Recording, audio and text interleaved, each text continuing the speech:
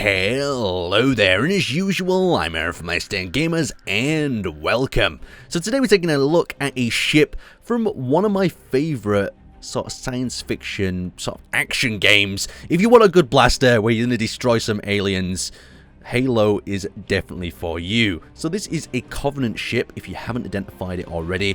The reasons that it gives it away as a sort of Covenant ship is the purple sort of colours, and also the simple but very smooth tone. This is my absolutely favourite area. We'll work our way around the exterior. I'm quite blown away by this. I just like a round, curvy ship. We all like curves, don't we? So you can see at this rear area, we've got this nice round sort of hooking area. You can imagine that this whole ship would be surrounded by smaller Covenant vessels, and the whole Covenant faction tend to swarm locations with massive numbers, and I think that is definitely how they win a lot of their battles. The technology is quite advanced as well, and weapons like the Needler just kind of, I don't know, the whole faction tends to have a feeling to it that just feels very alien that I really like. But moving around to this area here, you can see how it tucks in into this point. Now when you design a curvy ship like this, changing colours in area is extremely important. You can see that little bit of a paler block there just creates a little bit of detailing in the rear of the ship's design. And then you've got this sort of pointed, daggered sort of bridge area that I really like. Just look how that stands out over the top bit. Then it fiddles into the centre.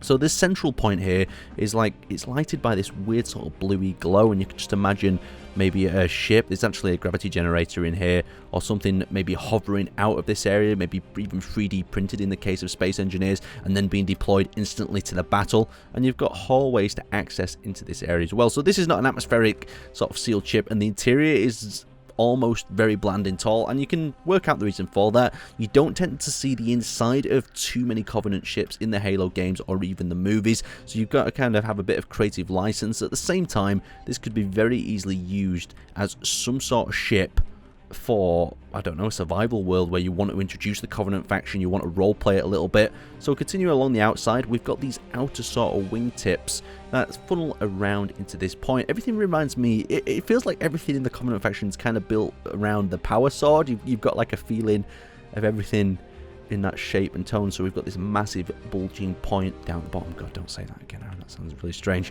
And now we'll go to my particular favourite area. Now my favourite area is underneath.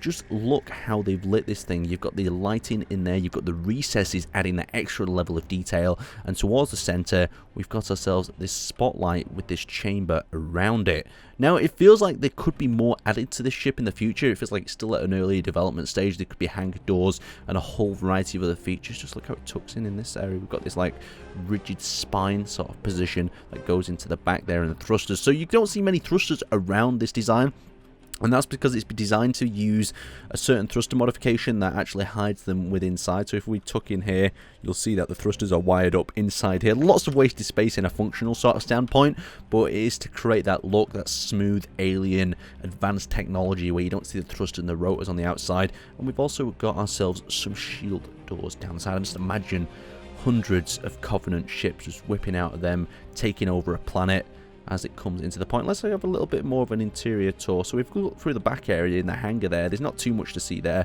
And as we ramp up and go through this central Covenant sort of corridor, we're down into this area with some windows on either side. Very simple interiors, not really that's what we're here for.